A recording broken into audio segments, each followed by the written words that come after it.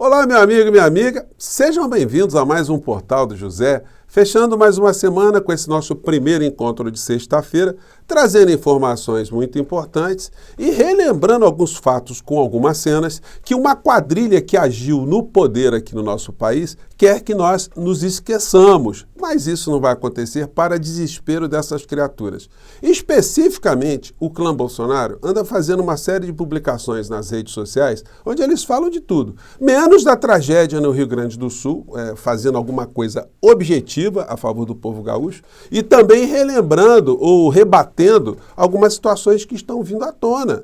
Eu falei com vocês que esses dias retornou dos Estados Unidos uma equipe da Polícia Federal, comandada por delegados, trazendo novas informações sobre o assalto que essa gente praticou contra os cofres públicos. E disso eles não têm como correr. Muitas pessoas entram aqui no nosso portal e às vezes se assustam, né, com as expressões, os vocábulos que nós usamos aqui. Mas, gente, é o que diz a lei. O Código Penal brasileiro diz que se você subtrai alguma coisa que não lhe pertence, no final da história, você é um ladrão. Não tem como a gente tratar dessa situação de um modo diferente. E disso eles não vão conseguir fugir, não, gente. A questão agora é cobrar que o inquérito seja finalmente concluído e que o Procurador-Geral da República faça aquilo que ele tem que fazer. Vou conversar com vocês sobre essas questões e também falar de outros assuntos importantes, mas antes de mais nada, quero convidar você que está chegando agora ao nosso portal e ainda não nos conhecia para que você se inscreva aqui conosco e conheça também os nossos outros vídeos. Se você gostar,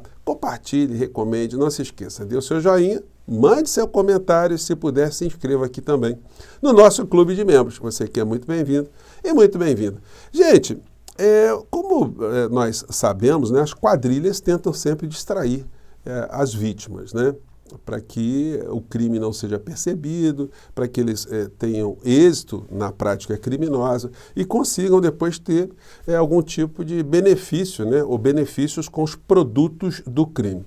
Olha só, joias ilegais.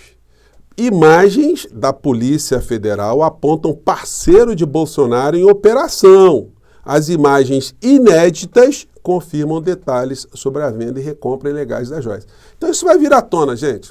Essas imagens estão lá no inquérito, logo o inquérito vai ser, o sigilo vai ser quebrado, quando tiver ação nós vamos ver essas cenas, e o clã Bolsonaro está se fazendo de morto nessa história, está se fazendo desentendido. O inelegível ficou ali em repouso, né, no hospital, ali tentando também sair dos holofotes em meio a essa informação que se tinha, que a Polícia Federal estava retornando, ou estaria retornando para o Brasil com essas informações contundentes, né? O Bolsonaro, ele publica fatos, né, ou histórias, né, surreais sobre comunismo, sobre a KGB, sobre pânico moral, sobre questão de sexualidade, mas as questões objetivas ele tenta esconder, mas não vai dar, né? E aí vamos recordar aqui um momento muito interessante para mostrar como age a quadrilha. Em primeiro lugar, o deputado Glauber Braga falou na cara de um dos membros do clã que eles são ladrões, ou que o pai de um deles é um ladrão. E como é que você reage diante de uma situação como essa, né? Se isso é uma mentira, isso é uma coisa muito grave, né? Você parte até para as vias de fato, né? Quando a coisa é uma coisa muito aviltante. Mas quando o cara se corresponde com aquilo que está sendo dito, aí a posição tem que ser de defensiva, né? Você bota o rabinho entre as pernas e tenta inventar alguma história. Foi o que Dudu Bananinha tentou fazer nesse episódio. Vamos recordar aqui, ele escutou direto, né? Como se diz no linguajar popular, né? Escutou na lata. Ele está aqui no plenário, então ele tem que responder o seguinte: já devolveu o colar, já devolveu o relógio e os outros itens de 400 mil reais que o seu pai levou para casa? Porque isso, deputado Eduardo Bolsonaro, é corrupção. Vocês têm que responder exatamente por isso. Devolva aquilo que levaram. Escutou na lata, né? E aí, como é que saiu o deputado Dudu Bananinha, né? Eu peguei um trecho aqui do UOL, a resposta dele, a suposta resposta, né? Vamos lá. O grande escândalo das joias, que o presidente não teve contato, sequer chegou à mão dele. Opa, não teve contato, não chegou à mão dele. e foi tudo vendido, depois de ter levado dentro do avião da FAB, ora, deputado Bananinha. E esse daí é o motivo que o PT encontrou, junto com seus puxadinhos como o PSOL, para ser a cortina de fumaça para... Cortina de fumaça, olha, se tem alguém que é especialista em tentar fazer cortina de fumaça, é o clã Bolsonaro, né? Ele disse que o pai não tinha embolsado as joias, mas é notícia. Bolsonaro devolve o terceiro kit de joias da Arábia avaliado em R$500 mil. Algumas dessas joias foram recompradas porque ele achou que ninguém fosse descobrir essa tramóia, esse trambique, esse roubo, né? E por falar em roubo, tem coisas que são de uma indignidade na política, mas o clã Bolsonaro ele normalizou a indignidade, né? Muitas que nós vimos aqui, além dessas histórias que vão colocá-lo na cadeia, junto com outras condenações, tinha também o ato imoral de usurpação de obras que ele não fez. Então, para muitos bolsonaristas, foi o Bolsonaro que fez lá a transposição do Rio São Francisco, Bolsonaro e as águas do Rio São Francisco. Aí ele posava para fotos, né, fazia aquela presepada toda. Só que no governo Bolsonaro, o investimento em infraestrutura no nosso país foi abaixo da crítica. Você se lembra de alguma grande obra que foi feita, foi projetada no governo Bolsonaro? Uma grande usina hidrelétrica, uma construção de uma rodovia, um grande túnel, um metrô, sei lá, uma represa, uma barragem, uma grande ferrovia que tenha sido projetada no governo dele, realizada no governo dele ou iniciada no governo dele? Zero! Só deu continuidade às coisas que já estavam aí. O resto foi só vender. O Bolsonaro, gente, ele é uma pessoa que tem uma ignorância profunda. Como eu sempre disse para vocês aqui, é uma pedeuta. Ele foi um boneco do posto, ele foi um fantoche. Ele ficou ali distraindo a sociedade, enquanto uma quadrilha, que de fato atuou por baixo, fez tudo contra o povo brasileiro, tentou surrupiar o máximo que eles puderam, comandados ali pela figura do Paulo Guedes, que esse sim, esse foi o especialista. Esse agiu por baixo dos panos, deixou ali o fantoche fingindo que estava mandando e por trás as coisas estavam acontecendo. Matéria: Bolsonaro derruba investimento em infraestrutura e afugenta estrangeiros. Aporte privado não reage apesar do ex-ministro Tarcísio de Freitas listar avanços. E aí tem mais uma indignidade do dia, né? Olha que publica o criminoso. Crédito do Banco dos BRICS para o Rio Grande do Sul, anunciado por Dilma Rousseff, foi aprovado no governo Bolsonaro.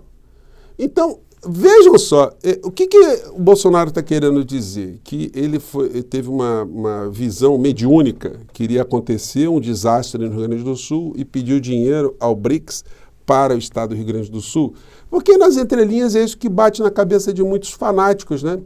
Que ajuda que Dilma ajudou agora a pavimentar, destinada exclusivamente para o estado do Rio Grande do Sul, tem ali a mão do infame, né, do insano, do criminoso. Gente, é um negócio que é abjeto, e enfim, eu não aguentei, gente, eu falei assim, eu tenho que falar sobre essa história hoje, né? Porque o cupim, o destruidor, o ladrão de joias, a única coisa que ele fez foi mal ao povo brasileiro, ao nosso país, à nossa democracia, e continua a fazer ainda. Por isso que nós, todos os dias aqui, cobramos que a justiça finalmente chegue às conclusões finais, que ele seja mandado, depois de uma condenação para a cadeia, para aplacar um pouco o que está acontecendo aqui no Brasil. Bolsonaro reduz PIS/COFINS e tira 5 bilhões e 800 milhões dos cofres do governo Lula. Quero falar com vocês mais à frente sobre Petrobras também, mas hoje eu não posso deixar de comentar uma questão estratégica que está sendo objeto aí dos meios de comunicação, que a gente vai falar aqui também muitas vezes. Hoje o Globo publicou aqui uma matéria, eles estão jogando muitas luzes em cima do Paulo Pimenta, tá?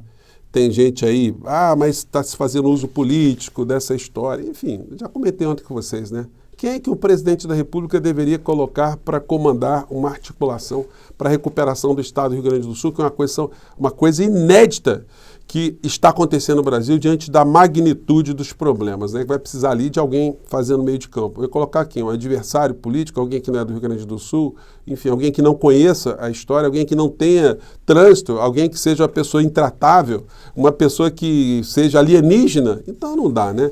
E isso está acendendo aqui uma questão que diz respeito a uma coisa que nós batemos todos os dias aqui: comunicação. Vácuo no poder, nova atribuição de Pimenta aumenta a pressão por mudança na comunicação do governo. Por que eu sempre falo de comunicação? Porque é a área mais importante de um governo nos dias de hoje. E aí, gente, a gente pode pegar desde o Hegel, com o pensamento que era atribuído a ele, que dizia que a informação gera a ação, a desinformação gera a conformação.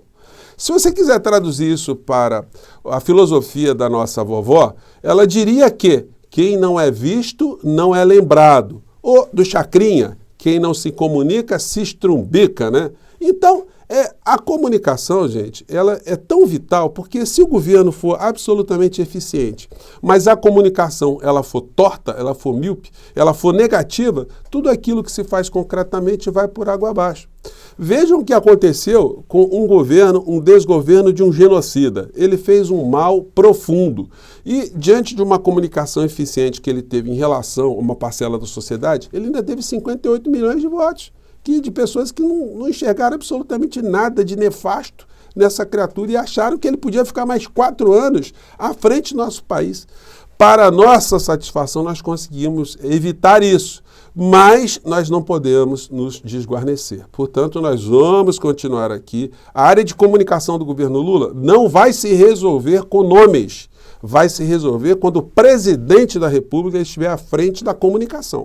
Quando ele vier para as redes, quando ele começar a interagir, quando ele começar a se comunicar diretamente, porque se ele não fizer isso, a mágica vai ser complicada, gente. Qualquer realização desse governo vai sofrer muitos problemas. E eu vou ficar aqui com vocês cobrando todos os dias que isso aconteça. Ou seja, que a comunicação politizadora, que a informação chegue até a sociedade. Gente, eu fico por aqui, os ladrões estão desesperados e a gente vai seguindo em frente, né? Um grande abraço e até o nosso próximo encontro. Tchau!